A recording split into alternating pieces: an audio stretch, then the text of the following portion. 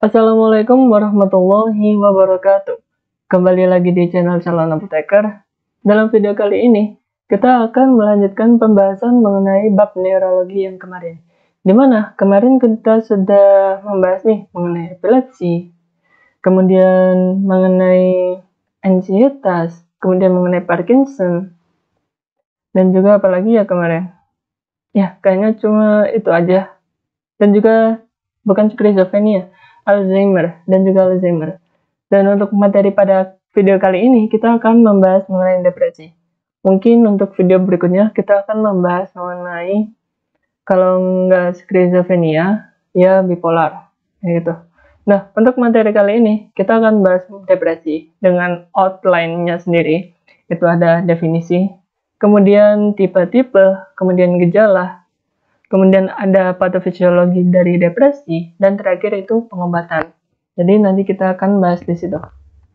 Oke, depresi sendiri itu merupakan gangguan suasana hati atau mood yang ditandai itu adanya perasaan sedih, kemudian kayak hilang minat terhadap sesuatu aktivitas, kemudian perasaan bersalah, maupun perasaan yang tidak dihargai atau tidak berharga. Kemudian, depresi sendiri itu bisa juga disertai dengan gangguan somatik ataupun kognitif. Contoh dari gangguan somatik dan juga kognitif sendiri itu seperti kayak gangguan tidur, kemudian nafsu makan berkurang, sulit berkonsentrasi, kemudian ada perasaan lelah yang berkepanjangan, dan juga lain sebagainya. Nah, perasaan-perasaan ini itu dapat mengganggu aktivitas kita sehari-hari. Nah gitu. Kemudian, yang terakhir, yang paling parah, itu depresi, itu dia tuh kayak terbayang-bayang. Dia tuh mau ingin bunuh diri aja, kayak gitu. Itu udah depresi yang paling berat. Oke. Kemudian, depresi itu terdapat beberapa jenis, atau terdapat beberapa bentuk. Yang pertama ada depresi mayor. Nah, depresi mayor sendiri, dia tuh kayak gangguan suasana hatinya, itu sangat kacau, atau bisa dibilang dia tuh sangat sangat buruk lah kayak gitu. Tapi dia tuh hanya berlangsung kurang lebih tuh 2 minggu kayak gitu. Kemudian ada distimia. Lah, distimia sendiri dia tuh kayak jangkauan sama halnya dengan depresi mayor. Cuma yang membedakan itu durasi waktunya. Kalau mayor itu hanya 2 minggu. Sementara kalau distimia dia itu bertahun-tahun, bahkan 2 tahun. Namun kesedihannya itu nggak separah dengan mayor. Dia tuh cuma kayak kehilangan minat untuk aktivitas sehari-hari, kemudian merasa putus asa, kurang produktif, dan juga lain sebagainya. Tapi nggak separah yang depresi mayor. Kemudian ada gangguan bipolar. Kalau gangguan bipolar, dia tuh kayak bipolar itu kayak moodnya tuh nggak stabil. Dimana dalam bipolar itu ada 3 fase. Yang pertama itu mania. Mania itu rasa gembira yang sangat berlebihan, atau dia tuh sangat excited terhadap suatu hal. Kemudian ada hipomania. Hipomania tuh yang kayak orang-orang normal kayak gitu, yang nggak terlalu senang, juga nggak terlalu sedih. Kemudian yang tahap ketiga itu depresi. Jadi sesaat dia senang, kemudian dia tuh bisa-bisa menjadi sangat depresi. Kayak gitu. Itu gangguan bipolar. Itu ketidakstabilan mood. Kemudian ada depresi postpartum. Lah, depresi postpartum sendiri ini merupakan depresi yang terjadi pada setelah ibu melahirkan. Namanya aja postpartum. Post itu sesudah, partum itu melahirkan. Jadi depresi sesudah melahirkan. Lah, depresi sendiri ini dipicu oleh perubahan hormon yang seketika. Yang awalnya ibu hamil itu memproduksi estrogen dan juga progesteron yang cukup tinggi, kemudian menurun secara drastis pada waktu setelah melahirkan. Lah, itu juga dapat menyebabkan bentuk depresi. Kemudian ada premenstrual diphotic disorder atau depresi pada waktu PMS. Lah, perubahan hormon pada waktu PMS itu juga dapat memicu adanya depresi. Ya, kayak misal moodnya kayak nggak stabil, kemudian mudah marah-marah, dan juga lain sebagainya. Itu bentuk dari PD, PMDD. Kemudian ada depresi atipikal atau atypical depression. Lah, atypical depression itu merupakan bagian dari depresi mayor. Namun, untuk atypical depression, dia itu memiliki suatu ciri khas yang khusus, di mana ketika dia itu diberi peristiwa yang positif, kayak misal, dia tuh dihibur, dia tuh akan kembali, moodnya tuh akan naik lagi. Namun, nggak beberapa lama, dia akan turun lagi kalau tidak dihibur, gitu. Lah, contoh dari atipikal itu kayak, apa ya, nafsu makan tuh semakin tinggi. Kemudian ada psychotic depression. Psychotic depression itu sama kayak depresi. Namun, dia tuh lebih parah, bukan lebih parah sih. Dia itu ada gejala tambahan yaitu psikisnya. Jadi kayak psikisnya tuh yang bermasalah juga, seperti delusi, kemudian halusinasi, dan juga permasalahan pada pola pikirnya. Oke, untuk tipe-tipe depresi atau bentuk-bentuk dari depresi, kita akan cuma membahas 2. Kenapa kita hanya membahas 2? Ya, karena ini nanti akan ada kaitannya dengan pengobatan dari depresi itu sendiri. Yang pertama itu ada atypical depression, dan juga kedua itu major depression. Oke, kita membahas major depression terlebih dahulu. Jadi, major depression sendiri, dia itu memiliki apa ya? Dia itu perasaan sedih itu yang berkepanjangan. Berkepanjangannya itu nggak sepanjang yang apa tadi ya?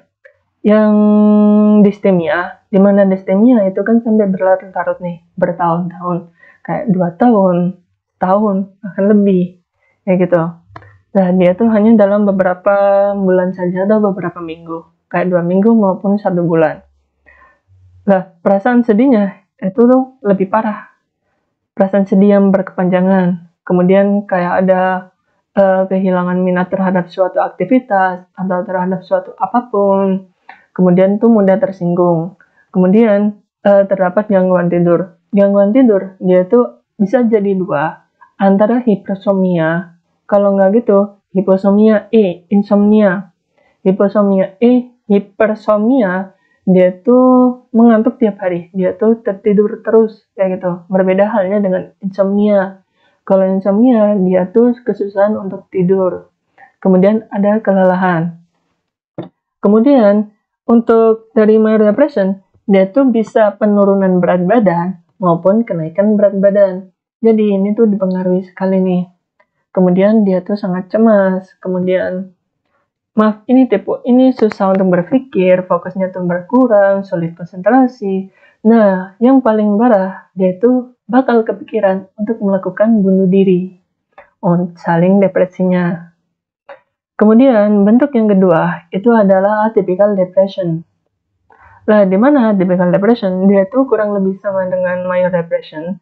Namun, yang menjadi pembeda, itu adalah dia tuh terdapat perubahan mood yang baik sementara. Oke, misalnya kayak gini, yang saya jelaskan tadi. Ketika dia itu diberikan peristiwa positif, kayak misal, gampangnya ya, dikasih uang, dia tuh akan bahagia. Namun, tidak lama setelah itu, dia akan kembali suram lagi nih. Dia akan kembali murung lagi. Dia akan kembali depresi lagi. Kayak gitu. Nah, dia tuh ada perubahan mood yang seketika itu. Nah, kemudian, yang menjadi pembeda, dia tuh nafsu makannya tuh akan cenderung lebih tinggi. Kenaikan nafsu makan ini itu berkolerasi atau selaras dengan kenaikan berat badan. Jadi berat badannya tuh akan naik juga. Kemudian terjadi hipersomnia atau dia tuh suka untuk tidur. Kemudian yang paling menjadi pembeda itu sensitif terhadap penolakan. Kalau misal ada yang tidak setuju dengan pendapat dia. Lah, dia ini sangat sensitif sekali nih dalam bentuk itu. Oke, sekarang kita membahas sedikit mengenai penyebab dari depresi itu sendiri. Nah, untuk penyebabnya itu terdapat beberapa macam sih. Untuk penyebab pastinya itu tidak diketahui. Kenapa? Karena banyak sekali faktor yang mempengaruhi depresi ini. Kan misal, pertama itu ada gangguan neurotransmitter. Gangguan neurotransmitter itu apa ya, belum bisa dibuktikan secara pasti. Tapi ada yang menyebutkan bahwa penurunan serotonin, kemudian norepinefrin, dan juga dopamin itu merupakan faktor seseorang itu menjadi depresi. Kemudian, yang kedua, itu ada gangguan hormon. Perubahan hormon, keseimbangan hormon, itu juga dapat memicu terjadinya depresi. Kayak misal contohnya tadi ya, depresi pada waktu ibu setelah melahirkan. Itu kan terjadi perbedaan hormon atau perubahan hormon yang seketika awalnya estrogen dan progesteron itu tinggi. Setelah melahirkan, dia itu akan menurun. Nah, itu juga dapat menyebabkan gangguan depresi. Selain itu, perubahan hormon waktu PMS atau pramenstruasi itu juga dapat menjadi pemicu seseorang itu menjadi depresi. Kemudian, yang ketiga itu ada keturunan, di mana gen atau keturunan itu merupakan faktor dari salah satu faktor yang dapat menyebabkan seseorang itu depresi. Dan itu merupakan resiko menyebabkan depresi. Kalau misal dia itu berdasar dari keluarga yang dimana ayahnya itu sangat mudah depresi, maka kemungkinan besar anaknya juga akan memiliki resiko terjadi depresi. Kemudian yang keempat itu ada faktor lingkungan, dimana faktor lingkungan itu ada kayak trauma, kemudian peristiwa kehidupan. Lah, untuk peristiwa kehidupan itu contoh gampangnya seperti ini. Kita kehilangan orang yang kita sayangi, kayak misal orang tua kita pasti akan merasa depresi banget itu. Nggak mungkin kita nggak depresi. Kemudian kayak adanya trauma terhadap sesuatu, itu bahkan bisa menyebabkan suatu orang depresi. Bahkan yang paling parah, dia akan kehilangan ingatan dan juga dapat dilarikan ke rumah sakit jiwa. Ya gitu. Kemudian yang terakhir, depresi itu juga dapat disebabkan oleh obat. Dimana obat-obatnya itu kayak misal narkoba dan juga alkohol itu merupakan salah satu obat yang dapat meningkatkan seseorang itu menjadi depresi. Oke, kita akan membahas patofisiologinya. Sebenarnya ada beberapa patofisiologi atau hipotesis dari depresi itu sendiri. Namun kita hanya akan membahas satu, yaitu mengenai neurotransmitter. Oke, di sini ada terdapat 3 neurotransmitter. Yang pertama ada serotonin neuron, kemudian noradrenergic neuron, kemudian ada dopaminergic neuron. Di mana masing-masing neuron ini itu memiliki fungsinya masing-masing. Kayak misal, contohnya, kayak serotonin nih. Pelepasan serotonin atau neuron serotonergic neuron, dia akan melepaskan yang namanya serotonin nih. Bentar. Dia akan melepaskan serotonin nih. 5-HT. 5-HT itu nama lainnya serotonin. Serotonin itu merupakan nama lain dari 5-HT. Lah, ketika neuron serotonergic ini mengeluarkan serotonin dan berikatan di serotonin reseptor, dia tuh berfungsi untuk mengatur mood, kemudian rasa bahagia dan juga rasa kesenangan. Lah, ketika si serotonin ini turun, kadarnya itu turun, maka akan terjadi ketidakstabilan mood. Kemudian rasa bahagia juga berkurang, kemudian kesenangan juga akan berkurang. Oke. Kemudian kita akan lanjut ke noradrenergic neuron, di mana noradrenergic neuron dia akan mengeluarkan yang namanya norepinefrin atau biasa kita singkat dengan NE. Di mana norepinefrin sendiri dia itu akan berikatan dengan antara dua reseptor.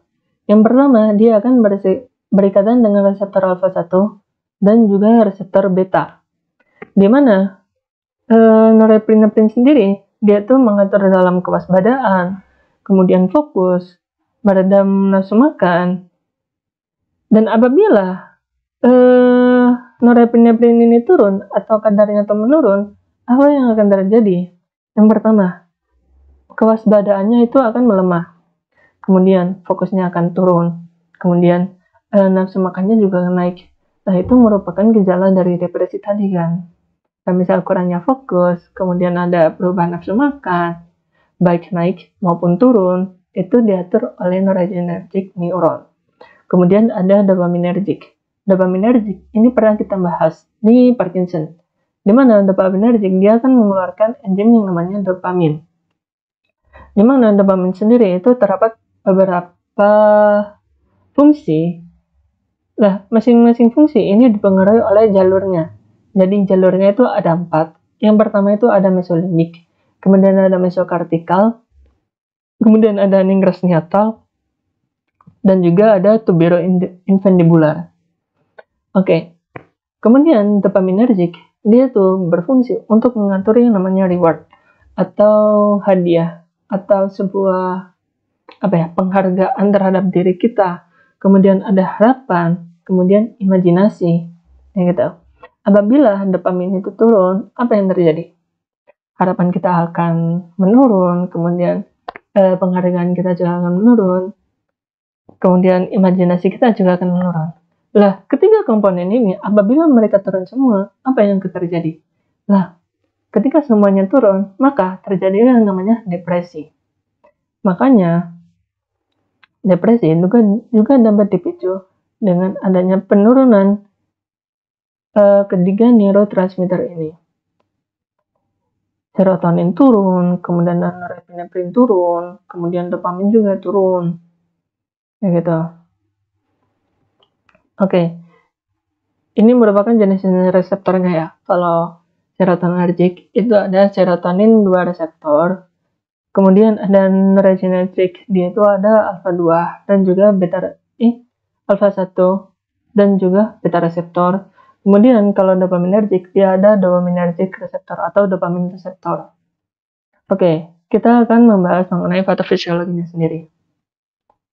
Oke, kita misalkan ini ya. Kita misalkan, berarti yang noradrenergic, dia itu alfa 1 dan juga beta. Oke. Alfa 1 reseptor dan juga beta reseptor. Oke. Kita misalkan ini ya, ini di dalam neuron nih. Ini celah sinaps. Di sini tuh celah sinaps. Kita misalkan neuron ini ada serotonin.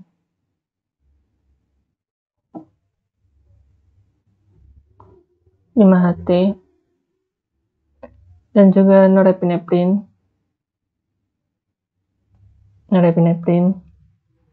dan juga ada dopamin. Kita bahas satu dulu, kita membahas serotonin. Serotonin dia akan dikeluarkan dari vehicle, keluarkan menuju ke celah sinaps. Ketika di celah sinaps, dia akan berikatan dengan 5-HT2 reseptor. 5-HT2 reseptor. Oke. Ketika di celah sinaps ini banyak, dia itu akan berikatan di sini nih. Ketika dia banyak, maka apa yang terjadi? Dia tuh tidak akan mengalami yang namanya depresi. Yang menjadi depresi, dia itu ada suatu enzim yang namanya serotonin serotonin transporter. Di mana serotonin transporter dia akan membawa si serotonin dikembalikan ke akson atau ke neuron. Ini yang namanya reuptake. Oke. Kemudian ketika dia masuk, dia tuh memiliki 2 kemungkinan nih. Antara dirubah menjadi metabolit yang inaktif oleh enzim monoamin oksidase. Kalau nggak gitu, dia akan direcycle kembali dalam bentuk vehicle ini dan dia akan dikeluarkan kembali nih. Nah, ketika dia masuk ini, dia banyak nih dari transporternya nih. Dia dimasukkan semuanya nih. Apa yang terjadi? Di sini serotoninnya akan turun. Yang nggak serotonin juga, yang norepinefrin, dopamin juga dia akan turun. Namun kalau norepinefrin dia tuh berikatannya antara reseptor alfa, kalau nggak gitu dia tuh berikatan dengan reseptor beta. Dan untuk norepinefrin, dia tuh ada satu reseptor khusus lagi. Yang dia tuh alfa 2. Alfa 2 itu terdapat di reseptor yang bagian atas nih. Lah, dari reseptor 2 ini, dia akan menghambat pengeluaran vehicle ini. Jadi, walaupun norepinefrin itu sudah dalam bentuk vehicle, namun dia itu tidak dapat dikeluarkan nih. Karena apa? Karena ada yang berikatan dengan si alfa 2 nih. Alfa 2. Karena alfa 2 itu sifatnya inhibitory, yaitu menghambat. Kayak gitu. Kemudian kalau dopamin itu sama aja. Dia tuh di vehicle, kemudian dikeluarkan di celah sinaps, kemudian dia tuh berikatan antara dopaminergic reseptor atau reseptor dopamin. Ini atau. Kalau di norepinefrin, dia tuh terdapat 2 reseptor. Kalau di serotonin, dia tuh hanya 1 reseptor, yaitu reseptor serotonin 2. Reseptor serotonin 2. Kalau dopamin, dia tuh dopamin reseptor, hanya 1. Kalau norepinefrin, dia tuh ada 3 nih. Yang bawah 2, yang atas 1, yang alfa. Alfa 2 tuh dia tuh sebagai inhibitory. Jadi, neuron di sini, bukan neuron. Neurotransmitter norepinefrin yang ada di sini itu tidak dapat dikeluarkan. Ya, kenapa? Ya, karena ada yang berikatan di sini nih, sehingga dia akan menghambat di sini. Dia akan menghambat. Oke, kita bahas lagi mengenai reuptake. Nah, ketika serotonin, kemudian norepinefrin, kemudian dopamin, di sini tuh banyak. Kemudian, ketika dia tuh ditransporter kembali atau direuptake kembali, apa yang terjadi? Dia tuh akan turun. Nah, penurunan inilah yang dapat menyebabkan seseorang tuh depresi. Nah, makanya kita tuh mencegah adanya reuptake nih. Kita cegah di sini nanti. Ada yang mencegah di sini. Kemudian, walaupun dapat di-reuptake nih, kemungkinannya tuh ada 2 lagi. Neurotransmitter yang di sini, itu ya serotonin, norepinefrin, maupun dopamin, dia itu memiliki 2 kemungkinan juga. Antara dirubah menjadi bentuk inaktif oleh monoaminoksidase atau MAO, kalau kita biasa sebut. Kemudian, dia tuh dapat di-recycle kembali dalam bentuk vehicle, di mana bentuk-bentuk ini dia akan dapat dikeluarkan lagi nih ke celah sinaps supaya neurotransmitter yang terdapat celah sinaps dia tuh akan tinggi. Nah, gitu. Nah, kita menghambatnya dari mana? Kita tuh menghambatnya di sini, MAO inhibitor. Kenapa kita hambat di sini? Ya, supaya neurotransmitter yang sudah dimasukkan kembali atau direuptake kembali itu akan di-recycle dalam bentuk vehicle. Kemudian neurotransmitter dikeluarkan kembali supaya di celah sinaps tuh kadar dari neurotransmitter itu semakin banyak. Kayak gitu. Itu obatnya. Jadi ada penghambatan reuptake, kemudian ada MAO inhibitor atau penghambat MAO. Ada satu lagi, khusus norepinefrin, dia tuh ada penghambatan alfa 2. Jadi di sini tuh dihambat. Kenapa dihambat? Ya supaya neurotransmitter norepinefrin yang ada di vehicle, dia tuh dapat dikeluarkan. Soalnya kalau ada yang berikatan dengan alfa 2, dia tuh nggak dapat dikeluarkan nih, walaupun di sini sudah banyak nih, tinggal mengeluarkan aja. Namun, ketika ada yang berikatan dengan alfa 2 di sini, reseptor alfa 2, dia tuh susah untuk keluar. Ketika susah untuk keluar, maka norepinefrinnya dia akan turun. Seperti itu. Oke, untuk obat-obatnya itu apa aja? Yang pertama, dia tuh ada yang namanya atypical depression. Di mana atypical depression, dia tuh mekanismenya itu berbeda-beda. Masing-masing obat itu memiliki mekanisme masing-masing. Yang pertama, ada mirtazapine. Mirtazapine, dia tuh inhibitory alfa 2. Jadi, dia tuh menghambat di sini nih. Ini dihambat. Kemudian ada 5-HT. 5-HT2, kemudian 5-HT3A. Oke, Saya akan jelaskan sedikit di sini. Jadi, di dalam serotonin itu sebenarnya terdapat beberapa subunit atau tipe dari serotonin itu sendiri. Yang pertama ada serotonin 2, kemudian ada serotonin 3, kemudian ada serotonin 1. Di mana serotonin 1 dia itu berperan aktif atau dia itu memiliki potenitas atau poten sekali terhadap depresi.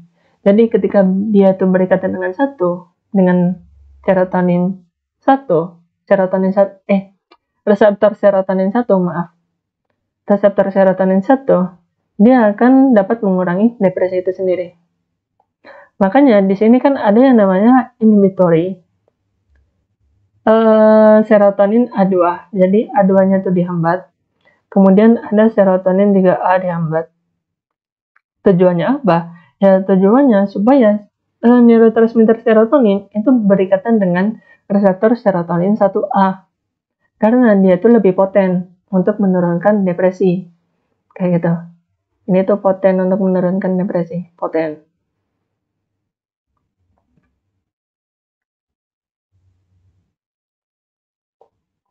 dalam menurunkan depresi. Oke. Kemudian selain itu, si mirtazapin sendiri dia tuh memblok atau menginhibitori atau menghimbit reseptor H1. Jadi ketika H1 ini juga dihambat, dia tuh memiliki efek samping. Di mana efek samping dari penghambatan H1 yaitu sedasi atau dia tuh mudah ngantuk. Yang gitu. Makanya mirtazapin dia tuh efek samping yang paling spesial atau yang paling spesifik yaitu pertama itu sedasi, kemudian berat badan itu naik. Oke, kita akan bahas inhibitory alpha. Lah, alpha 2 sendiri dia akan memiliki peran untuk menghibit atau inhibitory vehicle neurotransmitter norepinephrine yang ada di sini. Ketika dia itu dihambat, apa yang terjadi? Maka pengeluaran vehicle dia akan lebih mudah. Ketika lebih mudah, apa yang akan terjadi? Maka terjadi peningkatan norepinephrine yang terdapat di celah sinaps. Oke, kemudian untuk trazodone dan mifazodone, yaitu inhibitory 5-HT2 dan juga 5-HT reuptake inhibitor. Oke, kita hapus dulu. Kita eraser slide semuanya. Dia itu inhibitory 2A, berarti di sini dihimbit. Kemudian dia itu menghambat reuptake di sini. Dia juga menghambat alpha 1. Bukan alpha 1, H1. Dan juga dia akan menghambat alpha 1. Alpha 1 dia tuh ada di sini. Dia menghambat alpha 1. Berarti ini ada hubungannya. Ada norepinephrine, berarti dia tuh norepinephrine dan juga serotonin.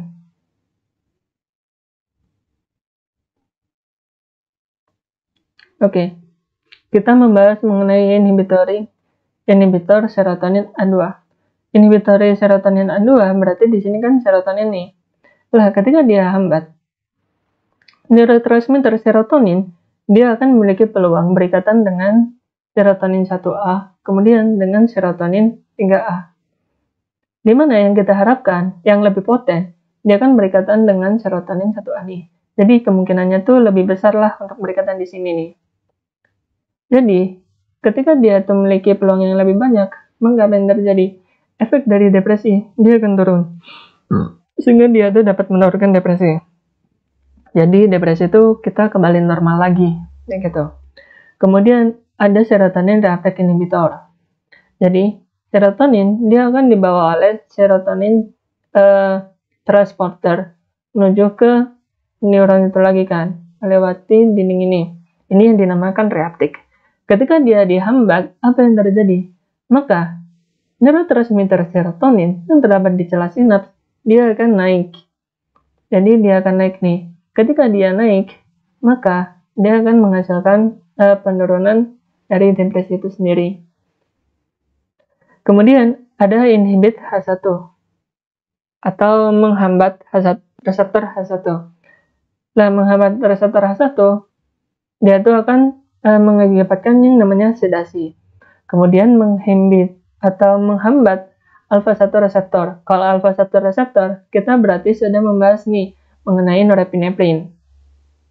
Berarti dia tuh norepinefrin, dia tuh dihambat dari alfa-1. Lah, ketika alfa-1 dihambat, efek sampingnya apa? Dia akan mengalami hipotensi. Makanya, obat-obat golongan trazodone, kemudian nefazodone, itu memiliki dua efek samping. Yang pertama, dia tuh dapat menyebabkan sedasi atau rasa ngantuk. Kemudian juga dapat menyebabkan hipotensi ortostatik. Oke, itu untuk untuk obat trazodone dan juga nefazodone. Kemudian ada vilazodone dan juga vortioxetine, di mana dia itu menghambat reuptake serotonin, dia tuh dihambat di sini. Kemudian ada agonis parsial 5A1, jadi dia tuh seperti serotonin yang menginduksi serotonin A1. Jadi, ketika yang dihambat ini nih, serotonin kan, berarti kita bahas serotonin nih, serotonin. Ketika serotonin dihambat reuptake-nya, apa yang terjadi? Maka di celah sinap ini dia akan naik. Dia akan naik nih. Kemudian, si vilazodone dan juga vortioxetine, dia itu agonis parsial, jadi hanya sebagian nih. Hanya sebagian berikatan dengan serotonin 1A, reseptor serotonin 1A. Lah, di mana reseptor serotonin 1A, dia tuh memiliki efek poten terhadap depresi. Jadi dia akan menentukan depresi mengenai agonis di sini. Jadi dia tuh tidak menghambat di dua ini, nggak menghambat, dia tuh tidak menghambat. Dia tapi cuma mengagonis saja nih, dia tuh serupa dengan serotonin dan berikatan dengan reseptor serotonin 1A. Kayak gitu. Nah, efek dari vilazodone sendiri, dia tuh akan mengalami yang namanya serotonin syndrome. Dimana di sini kan sudah banyak nih serotoninnya, penghambatan dari sini nih, penghambatan dari reuptake. Kemudian dia juga akan sebagai agonis serotonin 1A. Lah, terlalu banyak serotonin, dia akan menyebabkan serotonin syndrome. Lah, serotonin syndrome sendiri, dia itu efek sampingnya itu kayak kegelisahan, kemudian kebahagiaan yang berlebih, kemudian halusinasi, gangguan tidur, dan juga dapat perubahan fungsi otak, kayak misal kebingungan, dan juga kondisi buruk lainnya, gitu. Kemudian kita akan membahas mengenai obat bupropion, di mana bupropion dia itu mereuptake atau inhibitor reuptake serotonin inhibitor. Ya, ada dua nih, dia itu reuptake serotonin dan juga norepinefrin inhibitor. Jadi dia itu menghambat di sini nih, dia itu menghambat norepinefrin dan juga si serotonin. Tujuannya untuk apa?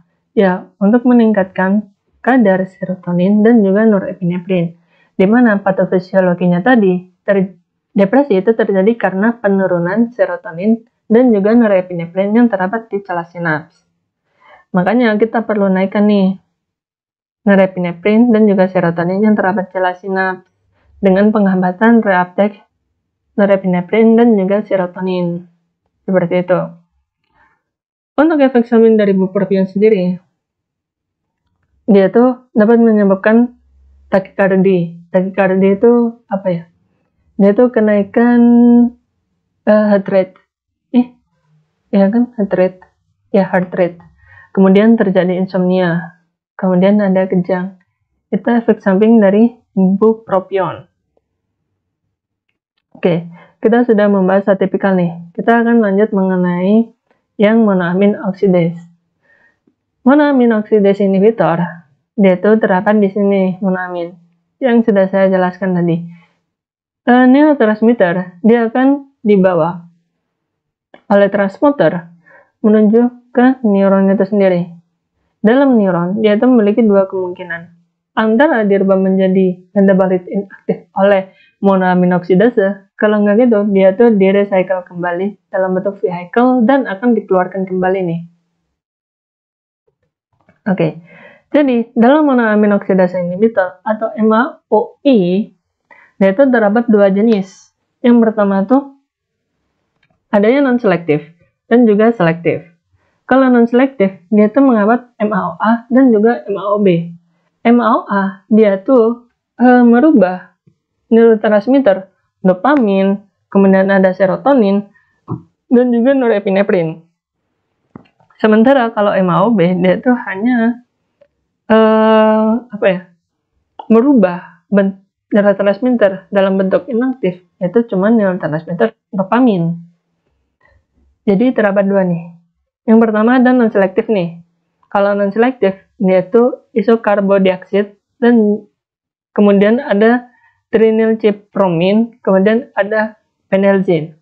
Itu merupakan non-selektif.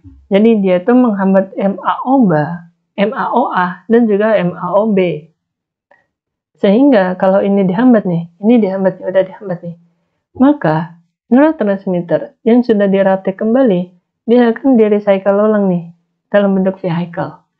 Ketika di-recycle ulang, dia akan dikeluarkan ke celah sinaps. Pengeluaran celah sinaps ini, dia akan meningkatkan neurotransmitter yang terdapat di celah sinaps, baik dopamin, baik serotonin, dan juga baik norepinefrin. Ketika terjadi peningkatan ini, maka depresi akan turun. Kemudian ada selektif MAOB. Untuk selektif MAOB, ini biasa hanya digunakan untuk orang-orang yang menderita Parkinson. Kayak misal, contohnya tuh rasagilin dan juga selegilin. Karena dia tuh cuma menghambat dopamin aja nih, menghambat MAOB, dimana MAOB dia tuh merubah neurotransmitter dopamin menjadi bentuk yang inaktifnya, kayak gitu. Kemudian untuk efek samping dari golongan MAOI, dia itu ada yang namanya serotonin syndrome. Di mana serotonin syndrome itu ada hipertermia. Hipertermia dia tuh kayak suhu tubuhnya dia tuh berlebih atau biasa kita sebut dengan demam. Kemudian ada kejang, kemudian ada kekakuan otot. Selain itu, dia itu dapat meningkatkan juga hipertensif krisis. Kayak misal hipertensi, takikardi, dan juga aritmia. Ini merupakan efek samping dari MAO oksidase inhibitor, lebih ke yang non-selektifnya, karena dia tuh menghambat MAOA, di mana MAOA ketika dihambat maka akan terjadi peningkatan di 3 neurotransmitter, yaitu dopamin, serotonin, dan juga norepinefrin. Oke, kita lanjut ke selektif serotonin reuptake inhibitor. Selektif serotonin reuptake inhibitor, dari namanya sendiri, kita sudah tahu nih. Jadi, dia tuh hanya menghambat reuptake dari serotonin itu sendiri. Jadi, serotonin, dia akan tidak terjadi ditransport ke dalam neuron. Ketika tidak terjadi transport, maka serotonin yang terhambat di celah sinaps, dia akan lebih stabil atau bahkan dia akan naik. Kayak gitu. Ketika dia naik, dia akan dapat berikatan dengan reseptor serotonin. Nah, golongan SSRI sendiri, dia itu merupakan first line terapi dari depresi itu sendiri. Dan serotonin SSRI, kita sebut aja SSRI ya. Nah, untuk SSRI, dia tuh digunakan untuk major depressive disorder atau depresi mayor. Kemudian, dia tuh pengobatannya tuh lama, 4 sampai bahkan 6 minggu gitu. Tahu saya, pengobatan depresi itu semuanya lama juga. Kayak misal, yang pertama tadi kan ada atipikal antidepresan kan, dia itu juga lama, 2-4 minggu juga. Kemudian MAO inhibitor, dia itu juga lama, 4-2 minggu juga. Namun, dia tuh tidak digunakan sebagai first line terapi. Dia tuh secondary terapi. Ya, kalau misalnya serotonin ini tidak golongan SSRI, dia tuh tidak menghasilkan efek terapi, maka dapat digunakan kayak misal kayak misal atypical depression, kemudian MAO inhibitor, dan juga lain sebagainya. Nah, untuk obat-obatnya sendiri, yaitu ada kayak namanya fluoxetine, fluoxamine, paroxetine, sertralin, citalopram, dan juga escitalopram. Kemudian efek samping dari golongan SSRI, dia tuh dapat menyebabkan anxietas atau kecemasan, kemudian dapat insomnia, gangguan pencernaan, diare maupun sembelit, disfungsional seksual. Ini merupakan efek samping yang paling menonjol dari golongan SSRI. Yang lainnya itu tidak ada, cuma golongan SSRI saja yang terjadi disfungsi seksual. Oke, kemudian kita akan lanjut ke golongan SNRI atau serotonin noradrenaline reuptake inhibitor, di mana dia akan menghambat reuptake dari serotonin dan juga norepinefrin. Serotonin dan juga norepinefrin, dia akan dihambat reuptake-nya. Ketika dihambat, apa yang akan terjadi? Serotonin yang terdapat di celah sinaps, norepinefrin yang terdapat di celah sinaps, dia akan semakin naik atau akan jumlahnya semakin banyak. Ketika jumlahnya semakin banyak, dia akan berikatan dengan masing-masing reseptornya, di mana ketika berikatan dengan masing-masing reseptor, dia akan tidak terjadi depresi.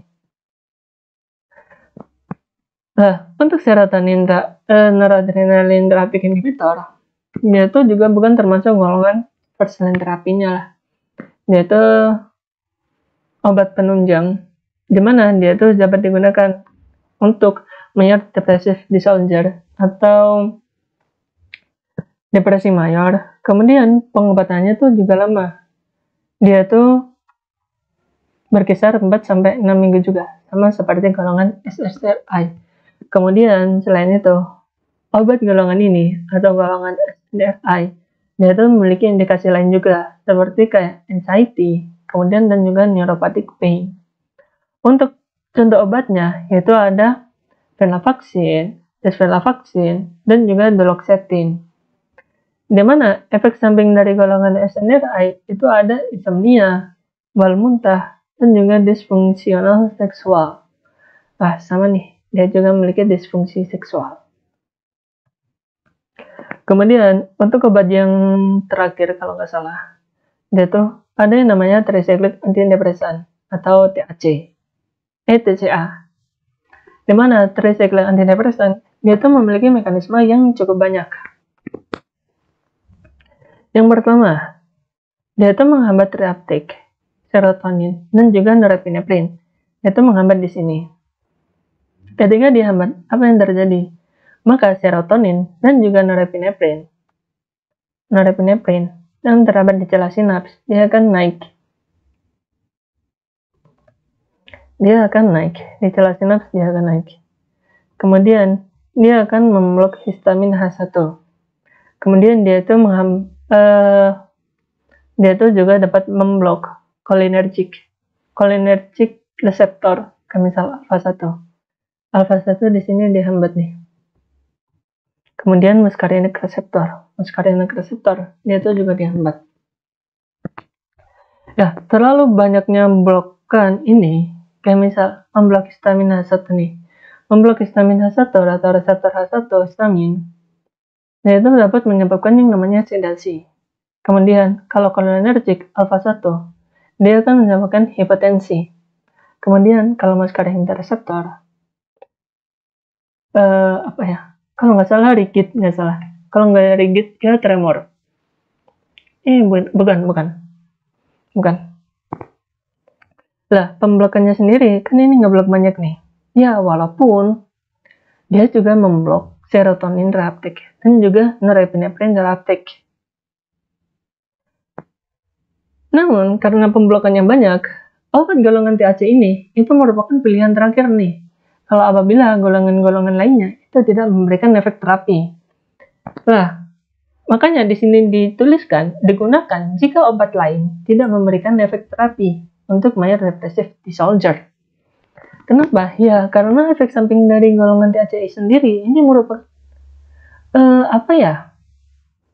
dia tuh sangat memiliki efek samping yang lumayan banyak daripada efektivitas dari penurunan depresi itu sendiri. Nah gitu. Ya, untuk muskarinik dia tuh kalau dihambat dia tuh dapat menyebabkan mulut kering, retensi urin, dan juga sembelit sembelit, iya termasuk sembelit. Kayak gitu. Makanya ketika ini diblok, yang dikhawatirkan memiliki efek samping yang lumayan buruk kayak gitu. Makanya dia tuh pilihan terakhir apabila obat-obat lain itu tidak mempan untuk depresi itu sendiri. Nah, untuk contoh obatnya itu kayak ada amitriptilin, kemudian klopiramin, dosepin, kemudian imipramin, dan juga trimipramin. Kemudian untuk efek sampingnya itu ada mulut kering. Mulut kering itu dapat penghambatan muskarinik, retensi urin, sembelit, kenjang, hipotensi ortostatik, dan juga hipersomnia. Hipersomnia tuh dia tuh sering tidur lah kayak gitu. Oke, mungkin cukup sekian yang dapat saya sampaikan. Oke, sedikit review ya. Jadi, golongan antidepresi itu terdapat dua generasi. Untuk generasi pertama, dia tuh ada golongan THC nih, THC yang terakhir tadi. Kemudian ada atypical antidepressant, dia tuh golongan pertama. Dimana kedua golongan ini, dia tuh bukan menjadi first line, namun dia tuh menjadi third line atau pilihan terakhir lah. Kalau misal golongan SNRI itu tidak memiliki efek terapi nih, kayak gitu. Kemudian untuk generasi kedua itu terdapat MAO inhibitor. MAO inhibitor itu kan terdapat yang non selektif. Ya, dia tuh non selektif karena kalau selektif dia tuh digunakan Parkinson. Kemudian ada golongan SSRI dan juga SNRI, di mana ketiga golongan ini dia itu merupakan pilihan yang sering digunakan untuk mengatasi depresi, baik atipikal maupun major depresi. Oke, tadi saya belum jelaskan. Untuk atipikal, dia itu diberikan MAO inhibitor. Yang MAO non-selektif, dia itu menggunakan itu. Kalau misal atypical depression, itu first line-nya, bukan first line. Dia itu rata-rata menggunakan itu. Digunakan terapinya MAO inhibitor. Kemudian kalau major depression, dia itu SSRI sebagai first line, SNRI, kemudian ada tricyclic atau TCA, kemudian ada atypical depression, atypical antidepressant. Ya, kayak itu. Itu mungkin sedikit review atau kesimpulan yang dapat saya sampaikan. Cukup sekian untuk video kali ini. Apabila ada salah kata ataupun salah dalam penyampaian terapi atau salah dalam guideline, mungkin nanti saya akan bahas. Saya akan klarifikasi. Baik di video berikutnya maupun di kolom komentar. Oke, cukup sekian untuk video kali ini. Apabila ada salah kata atau kesalahan dalam menyampaikan atau terdapat perkataan saya yang menyinggung, saya mohon maaf. Assalamualaikum warahmatullahi wabarakatuh. Bye-bye.